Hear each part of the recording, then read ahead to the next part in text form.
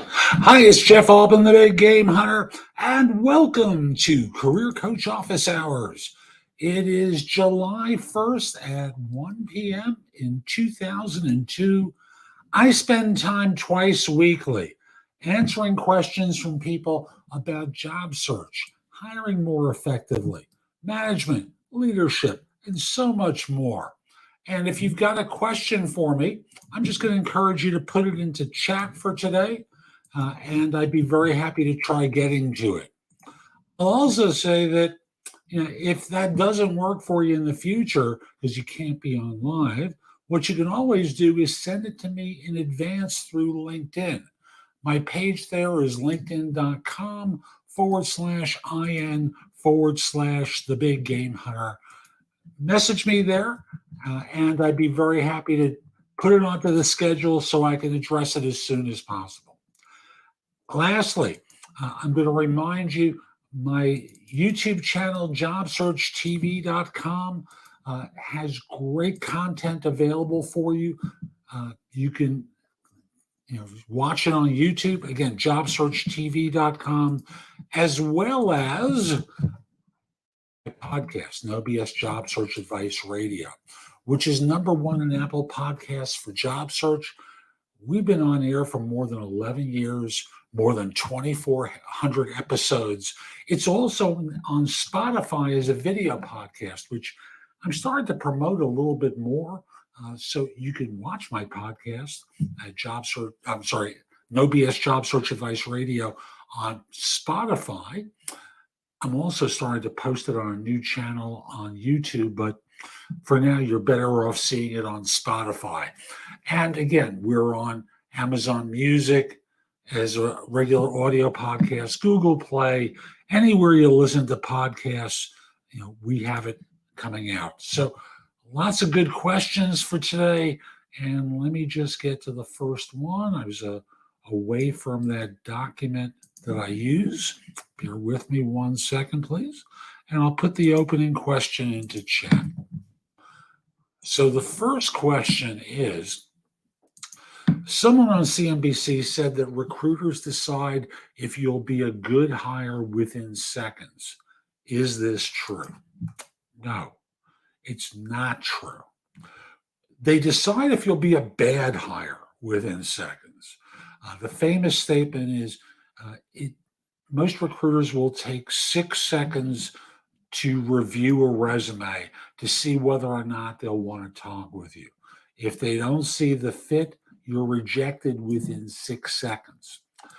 The idea next is deciding to hire. Now, recruiters don't hire anyone. They screen people, they filter people, and thus what they're able to do is reject people that they think would waste the time of the hiring manager. So I'll just say, no, they don't hire people within seconds. They don't make that decision in seconds. They make the decision to reject. They make the decision to let the hiring manager see the resume and come to their decision about whether or not they're interested in interviewing you. So the answer is no. Okay, let's go to the next question. When applying for a job, do you need a cover letter, resume, and letter of recommendation? Skip the letter of recommendation. No one believes the letters of recommendation. Your mother could be writing those. You need a resume most of the time. Again, you're applying for a job. So most systems want a resume. If you don't have them, some systems will accept a LinkedIn profile, but then you're applying through LinkedIn. That's not ideal. You want to be able to submit a resume. Cover letters are optional. Now, I think cover letters are useful. I know there are recruiters who don't care for them. I'm aware that so many people are too busy to really read the resume, and what the cover letter is like an appetizer demonstrating your fit for the role. I don't believe they should be sent as a separate attachment. I believe they should be in the body of an email if you're applying in that manner. If you're uploading a resume, I like them as page one of the resume because I keyword stuff the the cover letter with all the search terms and all the functionality that seem relevant for the job that I would have experience with. Thus, the system sees it on page one, the cover letter. It sees it on page two, the resume, and thus it thinks you have that background. Remember, they're not particularly smart. They're there to filter out, much the same way as the recruiters are. So they've got algorithms that help them figure out whether you might be qualified and whether they should show your resume to the first line or the second line of defense, meaning the recruiter or the hiring manager, if they're the ones who are screening. So, do you need a cover letter? No. To me, it's preferable. I know other people disagree. That's okay. You need a resume. In the letter of recommendation, forget about it, okay? Okay, let's go to the next one. A career expert said a job seeker should never say, "That's a good question," in an interview. Do you agree? Why or why not? When people do that, usually they're buying a little bit of time because they have to think of what they're going to say. So that's a good question is, of course, it's obvious. It's their question. It's a good question because they're asking it. They want to know the answer. Of course, it's a good question. But what you could do, well, let me give you another alternative. You could sit there in silence. But most people don't like silence. They get uncomfortable when there's silence. And if you're one of the people who gets uncomfortable, that's not a good thing for you. So I'll just simply say, no, I would disagree. And the way I might do it is go, that buys about 3 seconds. Good question. And say it in that way. I wouldn't do it for every question, obviously, but for the question that leaves me stumped, I would go, break eye contact for a moment, and then come back to the eyes, and then start to answer the question slowly until thoughts came to mind that were relevant for answering the question. Now, for those of you who join me later, I'll just remind you, if you've got a question about job search, hiring, management, leadership, or want advice about a particular workplace issue, put your questions into chat. I'd be very happy to answer them today. Let's go to the next one. What does it mean when a recruiter mentions to you that the panel has decided to discontinue your candidacy, but he, one of the members of the panel, wants to have a follow-up call with you next week to discuss and also mentions you impressed them with your career achievements? Let's break this down into multiple parts. The first part is discontinue your candidacy. You were rejected. I can't be more clear than that. You were rejected. However, someone on the panel is taking pity on you, and thus they want to talk with you about why and what you might have been able to do better in the course of the interview, because they think you got something, but you just didn't show it. That's usually the reason why they do that. They think you've got something, but you didn't show up on the interview. You didn't demonstrate that you knew what you claimed to know, and they're showing a little bit of pity and want to talk with you about what you could have done better.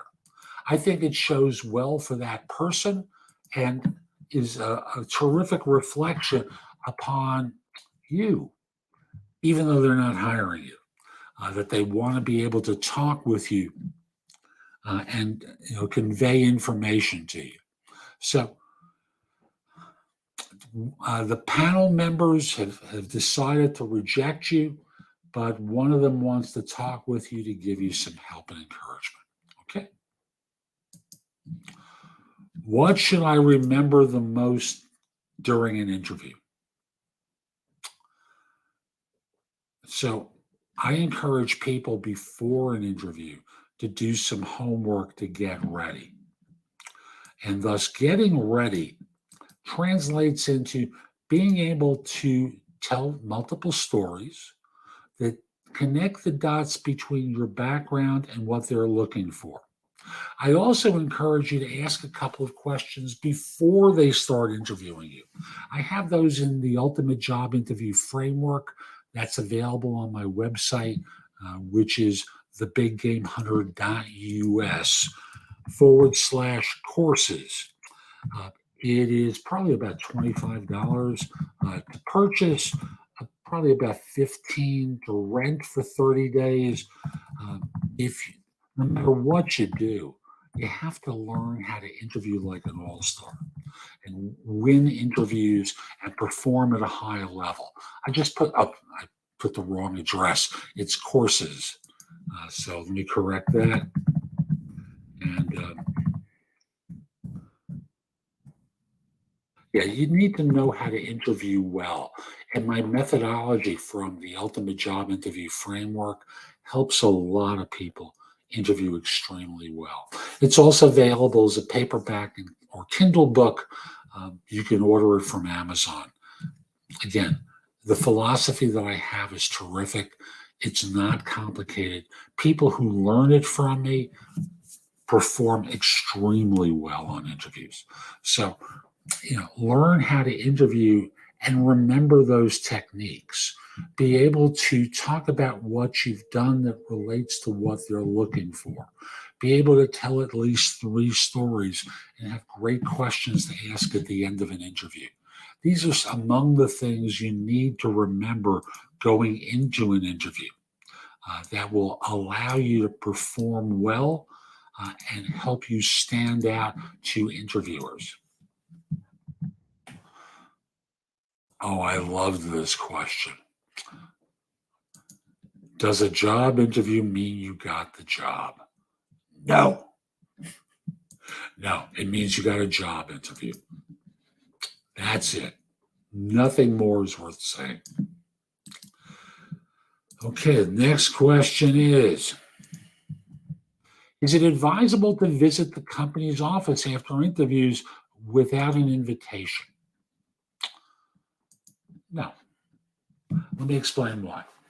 I'm going to give a U.S.-centric answer, but I think it applies elsewhere as well.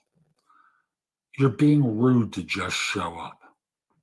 And thus, if you show up uninvited, what are you hoping to accomplish? You're going to interrupt at least one person, the person that you ask for, more likely 2, someone at security, and sometimes 3, a receptionist, just because you showed up and wanted attention. And I say wanted attention because what's the purpose? You haven't offered up a reason to do that. And even if you said, I kind of want to look around and see what it's like there. Why do you want to do that? So don't do it. You're being a child, and children do stuff like that. Babies do stuff like that. And what you want to act like is a professional.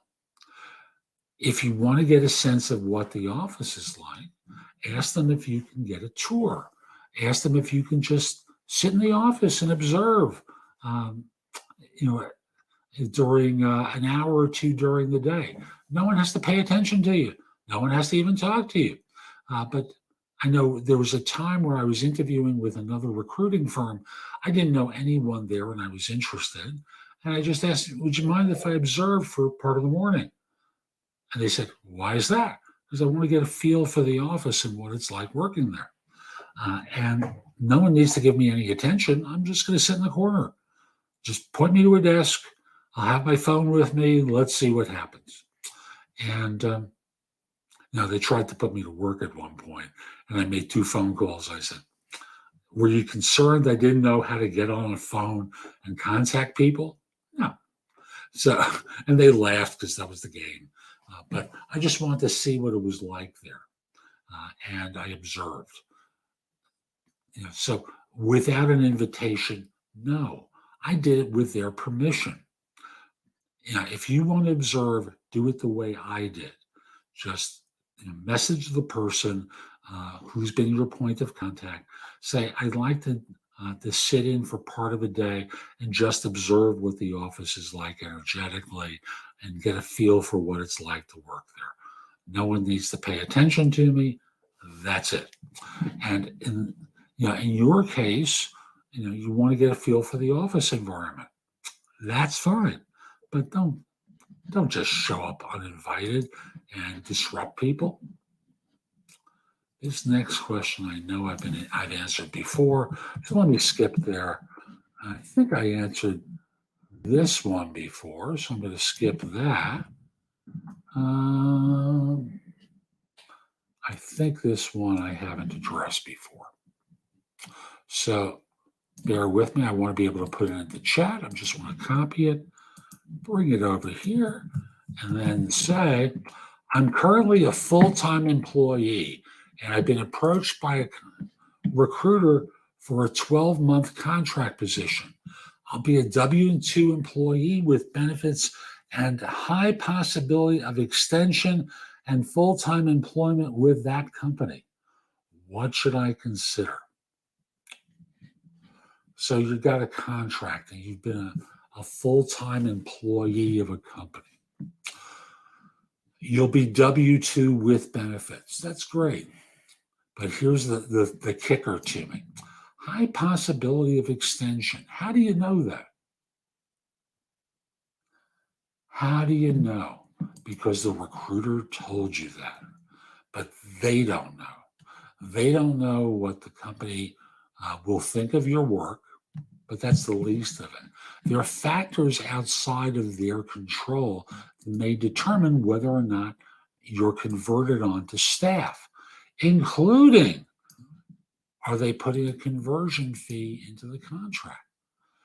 In which case they'd have, after all this period of time, this 12-month contract, where the company is paying a significant amount of money for you on top of what your salary is, they then have to pay a placement fee, an agency fee, to convert you onto their staff. It's very expensive.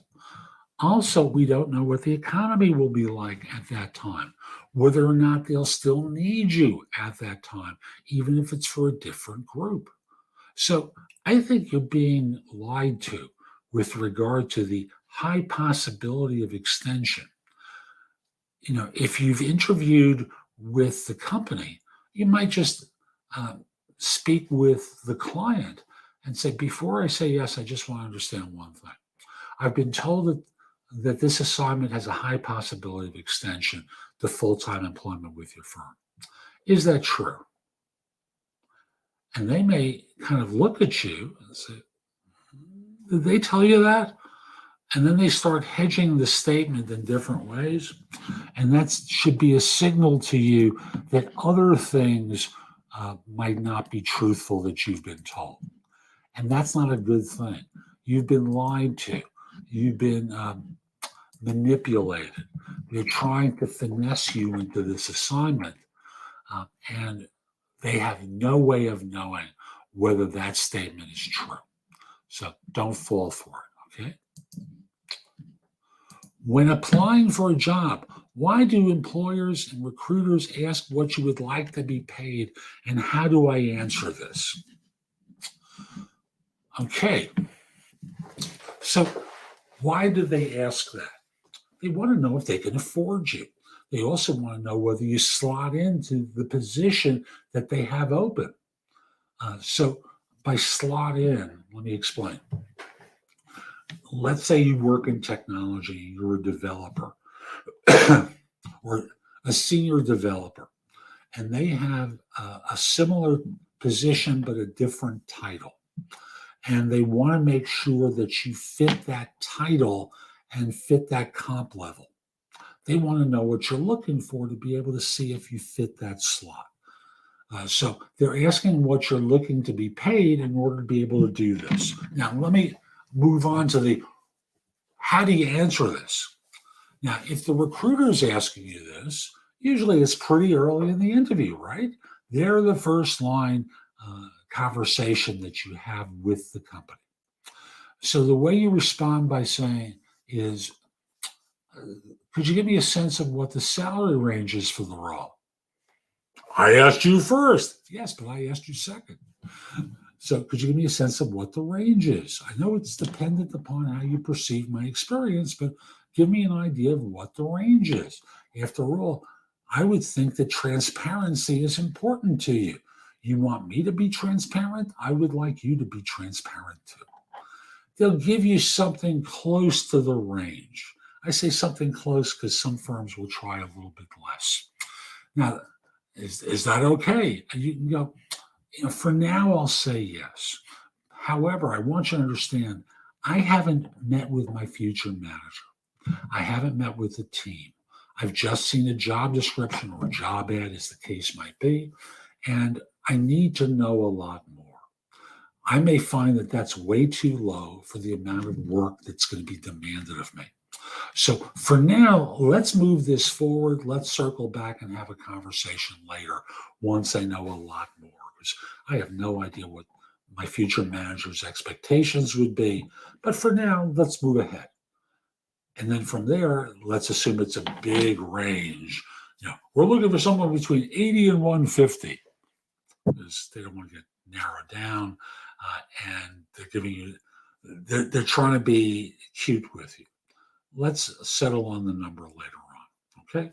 And what that allows you to do is buy some time to learn more and then circle back to them when they start approaching you about moving forward in the interviews. So the idea is defer and deflect. That's my term for it. Defer and deflect.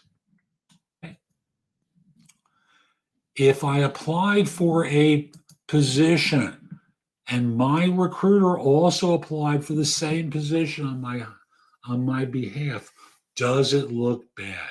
Should I withdraw or ask my recruiter to withdraw? So I'm going to start off by saying they are not your recruiter. They are the company's recruiter. They recruit on behalf of that firm to identify people. Now, usually the company's going to decide who they're going to respond to. You don't have to do anything. If the recruiter comes back to you and goes, well, why'd you apply for her? And they want you to withdraw. Why do you want me to withdraw? Make them justify it. Well, the company said you'd submitted a resume, which means my resume is probably the one that they're going to respond to. And if you withdraw, I'm going to tell you something. The company probably isn't going to interview you. And that may be a little surprising because you're trying to be compliant with the agency recruiter, but they're probably not going to do it because they're going to resent having to pay this agent a fee. So don't do anything. Let the company come to a decision about who they want to honor the referral from, and just move forward that way, okay? What are the possible outcomes if my current employer knows about my job interview and offer letter received? I answered your question, I think, once before, but I'm going to do it again. And here are the possible outcomes. Your current employer knows you interviewed. You got an offer. You're going to say yes to that offer and go elsewhere. That's one possible outcome. You're going to turn that offer down and go to your employer and say, yeah, I was unhappy. And I was approached about an opportunity, but having checked it out, I decided to stay here and continue working for you. Why were you unhappy? And you start talking with them about some of the issues that you've had and have a frank and open conversation with them about some of your problems at the organization. And thus, what you're able to do very simply is iron out some of your issues. But the probability is you're going to take this other job and they're just trying to confront you and scare you. So if you're planning on staying, stay. I mean that. Stay. Talk with them honestly about what happened that prompted you to take that interview. That may clear up a lot of the crap that you've been experiencing up until this point that caused you to take the interview. Okay, does working through a recruiter have a better chance at an interview than applying directly? I did recruiting for a long time, and the correct answer is it depends. It depends upon the relationship that recruiter has with the company. So sometimes that recruiter, well-meaning that they are, isn't really well known by the firm, so they don't know whether or not to trust that person and their capabilities, in which case a direct application might better serve you. On the other hand, they might be very well known, in which case it's like walking in with an endorsement that you have to back it up. It doesn't guarantee that you're being hired any more than if your friend says, I have someone I really want you to meet. I think they'd be a great wife, husband, or partner. Just talk to them, okay? And suddenly you're excited, and because you believe that this person has your interests at heart. So I'll just say it depends. It depends. And that's the only way to think of it. So I'm going to pause at this point and say, I hope you enjoyed today's show. I hope you enjoy the long weekend. In the United States, it's 4th of July weekend. Monday, almost all offices will be closed in the United States. I'm sure there are exceptions. I'm sure there are some businesses open. But fundamentally, it's a long weekend in the United States. I hope you found today's show helpful. If you're watching this on YouTube, click the like button, share it, do something that lets people know it was worthwhile. I really appreciate it. I also want to mention, if you listen to this in podcast, this isn't going to come out as a podcast. Never mind. So if you have questions for me, message them to me through LinkedIn. My page is linkedin.com/IN/The Big Game Hunter. I'll get to it the next time I can. I'll also remind you to follow me on YouTube, connect with me, or follow me on LinkedIn. If you just want to follow me, that's pretty easy. There's a button that says follow. If you want to connect, to the right, I believe there are 3 dots. To the right of the follow me button or the follow button, you can actually connect and send a connection request to me. If you do that, my network is probably a lot larger than yours, and it'll open up a lot more possibilities for networking to you. I also want to mention my website, thebiggamehunter.us. There's more than 12,000 posts there that you can watch, listen to, or read that will help you professionally. And I'm going to mention that my courses, which you can rent or buy, my books and guides are very good. There's a drop down at the website that will tell you more about each course. Lastly, connect with me on LinkedIn, as I was mentioning before, at linkedin.com/IN/The Big Game Hunter. Have a terrific day and be great.